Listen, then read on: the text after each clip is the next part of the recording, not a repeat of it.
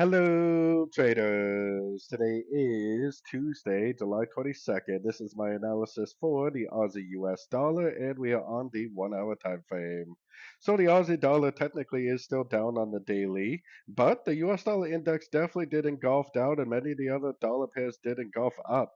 I think there's a good chance that this is going to make at least one more wave up, which hopefully will tell us a lot about whether this move up is like an A, B, C to the downtrend or whether this turns into like a one, two, three, and just continues the weekly and monthly time frame uptrend. So I think that we should potentially be looking for longs. I mean, it might actually be going up from here, and if it goes up and does that, that's the shape of an ABC. If it goes up and does this, makes higher highs, higher lows, that's more the shape of a wave three. So hopefully we can look for some longs and kind of learn and earn at the same time, whether this turns into like an ABC like this, or whether it turns into a one, two, three like this and just keeps on going up. So, anyways, don't forget to check out my free Discord channel linked down here in the corner. Take a look at my website, fxpipcollector.com. And as always, thank you for watching and happy trading.